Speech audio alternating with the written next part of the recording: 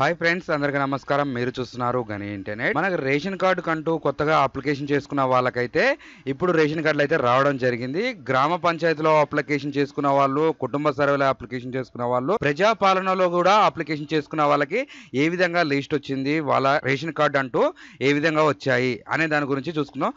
గతంలో కానీ మీరు మీ సేవలో కానీ అప్లికేషన్ చేసుకున్న వాళ్ళు అయితే ఇప్పుడైతే రావడం జరిగింది. ప్రజాపాలనలో అప్లికేషన్ చేసుకున్న వాళ్ళ పరిస్థితి ఏంది, నెక్స్ట్ మేము అక్కడ వాళ్ళ అత్తగారిని ఇంటి నుంచి వాళ్ళు డిలీట్ చేసుకొని మీరు ఇక్కడ డిలీట్ చేసుకొని మీరు అప్లికేషన్ చేసుకున్న వాళ్ళవి అప్రూవర్ అయినయా కాలేదా, పెండింగ్ స్టేటస్ ఏ విధంగా ఉంది, ఎక్కడ ఆగిపోయింది, ఇది ఏ విధంగా ఆగిపోయింది, స్టేటస్ ఆగిపోయిన దగ్గర ఎలా స్టేటస్ ఏ విధంగా చెక్ చేసుకోవాలి అనే దాని గురించి కంప్లీట్ ఇన్ఫర్మేషన్ అంతా ఈ రోజు ఈ వీడియోలో తెలుసుకుందాం. మీరంటూ ఈ వీడియోని ఎక్కడ స్కిప్ చేయకుండా చూస్తే మాత్రం 100% డౌట్స్ అన్నిటికీ క్లారిటీ అనేది ఈ వీడియోలో లభించడం అయితే జరుగుతుంది. ఎవరైనా మన ఛానల్ ఫస్ట్ టైం చూస్తున్నట్టయితే సబ్స్క్రైబ్ అనేది చేసుకోండి, పక్కన ఉన్న బెల్ ఐకాన్ క్లిక్ చేయండి, అలాగే లైక్ అనేది చేయండి. లైక్ చేయడం ద్వారా ఇలాంటి ఇన్ఫర్మేషన్ వీడియోస్ అన్ని మీకు రావడం జరుగుతుంది కాబట్టి లైక్ అనేది వెరీ ఇంపార్టెంట్. తెలంగాణకు సంబంధించిన ఎటువంటి ప్రభుత్వ పథకాల గురించి వీడియోస్ ఉన్నా కానీ రావడం అయితే జరుగుతుంది మన ఛానల్లో. ఇక్కడ చూసుకున్నట్టయితే మీరు ప్రజాపాలనలో అప్లికేషన్ చేసుకున్న వాళ్ళైతే ఈ ప్రజాపాలనలో ఈ నెంబర్ అనేది ఉంటుంది, సీరియల్ నెంబరు.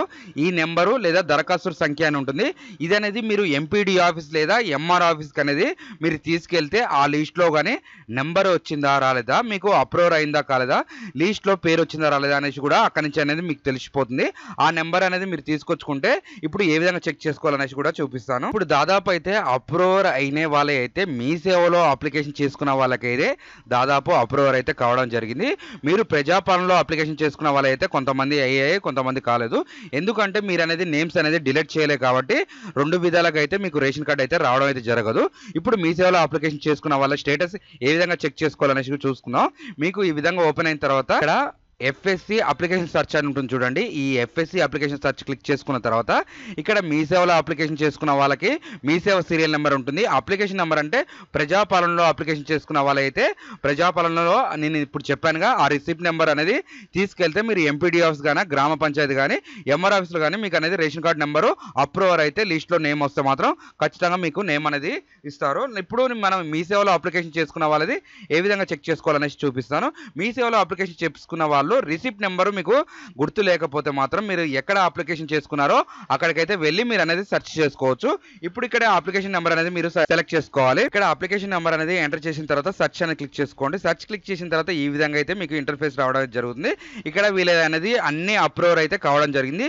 వీళ్ళు అనేది మీ సేవలో అప్లికేషన్ చేసుకున్నారు కాబట్టి అప్రూవర్ అయితే కావడం జరిగింది. ప్రజాపాలనలో అప్లికేషన్ చేసుకున్న వాళ్ళైతే కొంతమంది అయ్యాయి, కొంతమంది అయితే కాలేదు. ఆ విధంగా అనేది కూడా ఉంటుంది.